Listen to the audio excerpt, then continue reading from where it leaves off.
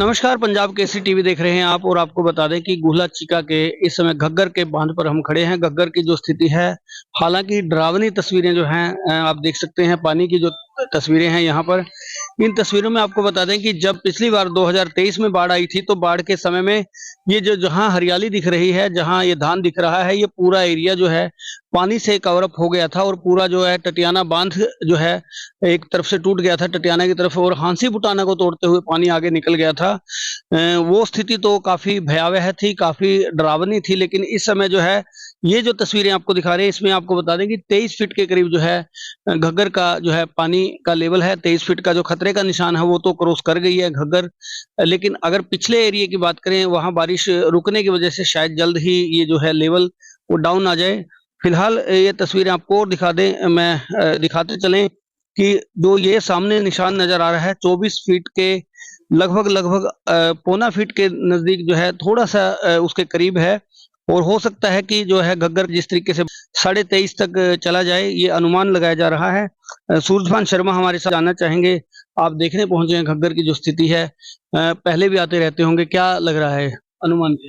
अनुमान तो यही है कपिल जी कि जो पिछली 2023 में आया था उससे बहुत कम है।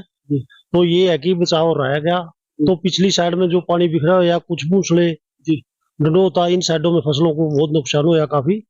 तो इसी करके ही पानी का बहाव कम होने की आसार दिखाई ज्यादा दे रहे हैं। तो परमात्मा ने अगर कृपा रखी तो बहाव कम ही हो जाएगा।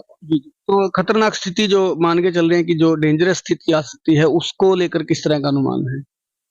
ऐसी स्थिति के अनुसार यही लग रहा है कि जैसे पानी खिल रहा है तो भी ऐसा खतरा तो होना नहीं चाहिए। जो 23 का निशान था उसके लगभग ही चल रहा है 2 दिन से।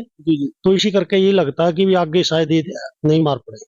जी सूरजभान जी, धन्यवाद। और देखिए जो है शायद आधिकारिक दौरा भी कोई आया है इस समय, जो कमांडोज हैं, हो सकता है डीसी या एसपी की तरफ से भी जो है इस समय कोई अधिकारी यहाँ देखने के लिए पहुंचे हों। और आपको फिलहाल ये दिखा दें, जो स्ट्रक्चर बना हुआ है यहीं से जो है अमूमन तस्वीरें दिखाई जाती हैं।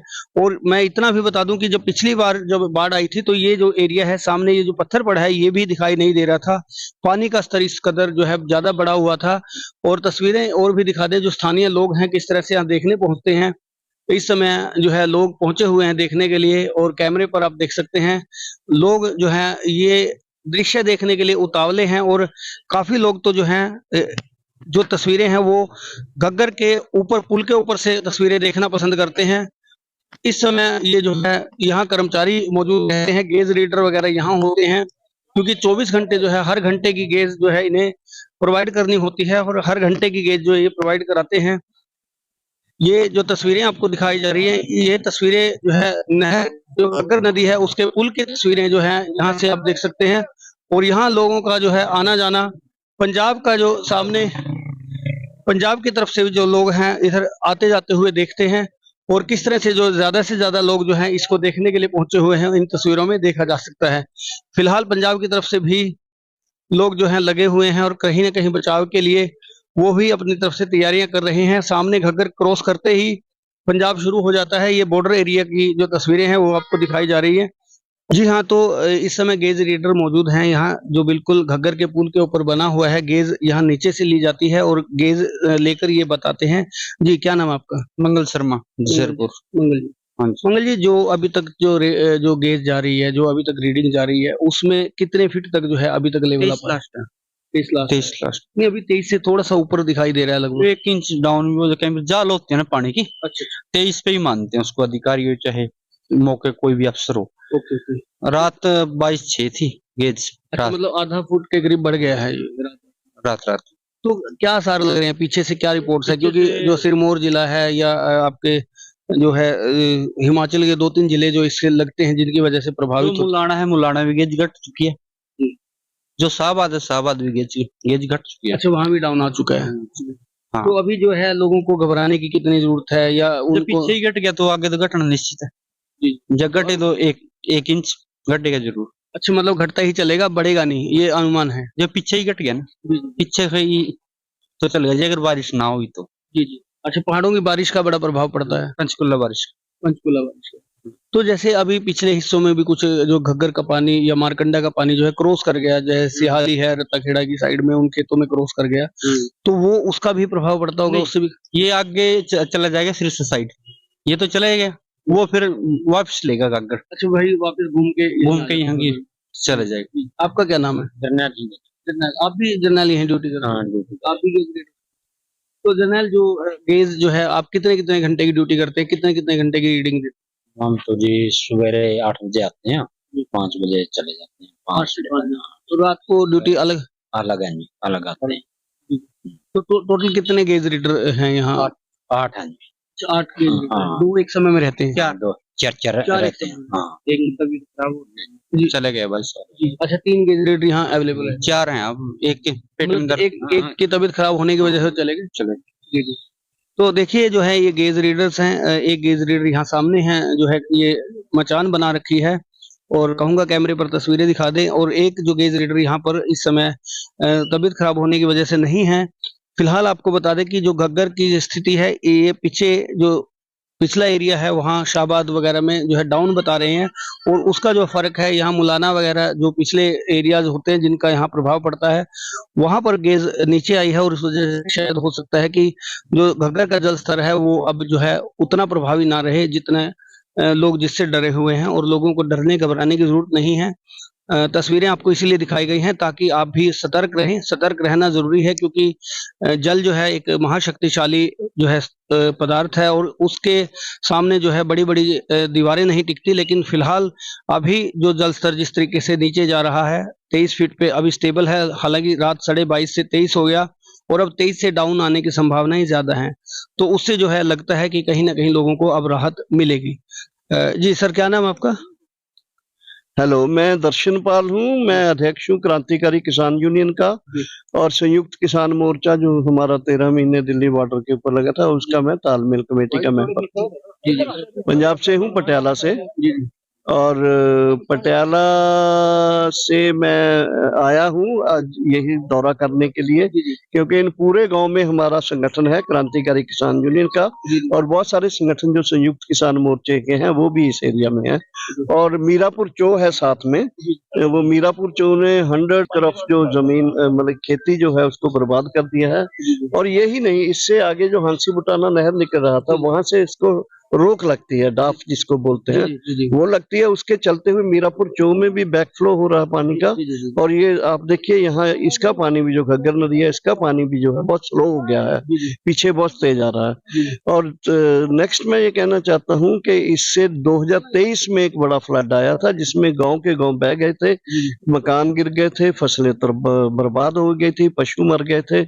और ये एक्चुअली मैं ये कहूंगा कि सरकारें जो हैं वो चाहे हरियाणा की है, पंजाब की है, या सेंट्रल गवर्नमेंट की है, उनको पहले इसका इंतजाम करना चाहिए। इंतजाम क्या करना चाहिए कि साइड्स के जो बांध है उसको ऊंचा उठाना चाहिए, इसको अच्छी तरह से नीचे बल्कि इसको डेप्थ जो है वो बढ़ानी चाहिए, और टैप करना चाहिए पानी को बड़ी बड़ी लेक्स बना के।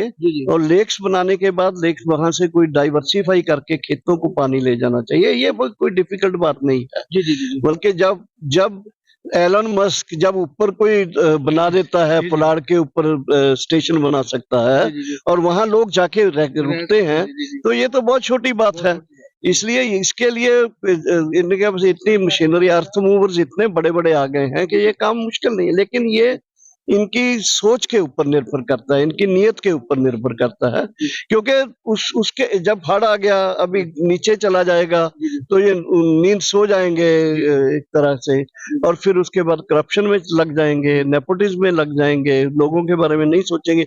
इसलिए ये जो हमारा ये है, हमने पहले भी यहाँ 13 दिन धरना लगा के रखा था इसी गांव में, और उस समय भी हमारा यही था कि फ्लड अफेक्टेड एरिया जो है इनको डिक्लेयर करो, यहाँ के लोगों को, किसानों को, मजदूरों को, नौजवानों को, उनको सहूलियत दो, उनके जो खेती है उसके लिए सहूलत दो, उनके जो गांव उजड़ते हैं उनके लिए सहूलत दो, उनके बच्चों को पढ़ाई और नौकरी के लिए सहूलियत दो, इकोनॉमिकली उनको इस तरह से दो कि उनकी खेती जो है, जैसे मान लीजिए 1 एकड़ में कॉस्ट ऑफ प्रोडक्शन अगर 15,000 होती है नॉन फ्लडेड एरिया में, तो यहाँ उसको 15,000 की जगह वो 5,000 हो, 10,000 की उसको सब्सिडी मिलनी चाहिए। सिमिलरली उसको अदर जो सहूलियतें हैं वो भी मिलना चाहिए। अदरवाइज तो बल्कि देखिए पहले तो किसान के कोई रिश्ता नहीं करता अगर उसके पास बेटी की शादी नहीं करना चाहता, और खास करके अगर ये है कि उस एरिया में तो फ्लड आता है, मान लो इसके एरिया में फ्लड आता है, तो बेटे की शादी होने लायक हो तब भी लोग बोलेंगे यार इसके तो गांव में फ्लड आता है, पता नहीं कब उजड़ जाएगा ये। तो ये चीजें जो है सोशली भी एक स्टिग्मा बनती हैं और इकोनॉमिकली भी क्राइसिस को जन्म देता है। इसलिए हमारा ये कहना है संगठन की तरफ से भी, संयुक्त किसान मोर्चा की तरफ से मैं ये कहना चाहता हूं कि फ्लड जैसी आफत से छुटकारा पाया जा सकता है अगर हमारे जो शासक वर्ग के लोग हैं, अलग अलग पार्टियों के लोग हैं, अगर वो मोर क्रिएटिवली, मोर कंस्ट्रक्टिवली और मोर इनिशिएटिव लेके अगर काम करेंगे और वो कैपिटल जो कुछ हाथों में केंद्रित हो रही है उसको जनता के लिए लगाएंगे तो इसका हल हो सकता है। डॉक्टर साहब बात करें जो आपने सुजेशंस दिए हैं, क्या इन सुजेशंस का मांग पत्र वगैरह को जो विधायकों को, या हरियाणा में आपका अगर संगठन कहीं है तो उनको, वहां के स्थानीय विधायकों को एक जो है इस प्रकार का कोई मांग पत्र दिया जाए जिससे आगे का तो कम से कम समाधान हो सके? देखिए हमने जब लास्ट फ्लड्स आए थे, हमने आपके हरियाणा के जो गांव इधर पड़ते हैं हमने उनका भी दौरा किया था इधर भी, तब भी हमने ये डिमांड चार्टर बना के यहाँ रामनगर की मंडी में बहुत बड़ा एक गैदरिंग की थी और 11 दिन के लिए दिन रात का हमने धरना दिया। हमारा संगठन है इधर भी है, क्रांतिकारी किसान यूनियन के औलख साहब हैं इस्माइलाबाद के, he is our president there. और अभी अभी नरवाना में हमारे संयुक्त किसान मोर्चा हरियाणा ने स्मार्ट मीटर को लेकर बड़ा एक प्रोग्राम किया है। और मैं ये कहना चाहता हूं कि आपकी बात सही है कि इस तरह के मांग पत्र मजदूर संगठन और किसान संगठन और संयुक्त किसान मोर्चा पंजाब का रेगुलरली दे रहा है, रेगुलरली दे रहा है। तो बावजूद लेकिन बावजूद इसके, जैसे मान लीजिए कोई पेशेंट है, उसको बीमारी हो गई, उसको टीबी की बीमारी है, लेकिन हम उसका बुखार उतारते रहे, उसके टीबी के जो जर्म है उसको ना मारे तो बुखार उतर जाएगा, लेकिन उसका खांसी तो वो मर जाएगा एक दिन। सिमिलरली अगर हम जिस दिन फ्लड आया है उसी दिन हम भी नारेबाजी करके और वो भी लोगों को एक आसरा देके चले जाएंगे तो बीमारी वैसी रहेगी। इसलिए आई थिंक हमारा काम है मांग पत्र देना, उनका काम है उस पर काम करना। वो काम नहीं कर रहे हैं, ये मैं यहाँ आपके माध्यम से बोलना चाहता हूँ।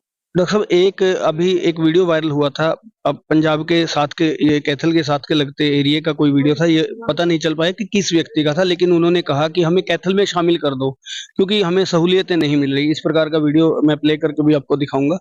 तो ऐसे जो लोग हैं वो परेशान हो जाते हैं, उनके लिए किस तरह की मांग रखेंगे? नहीं देखिए, मैं एक बात बताऊं आपको, वो डिस्ट्रिक्ट का बॉर्डर हो, तहसील का बॉर्डर हो, स्टेट का बॉर्डर हो, ऑलवेज बॉर्डर्स आर जो है इनके साथ डिस्क्रिमिनेशन होता आया है।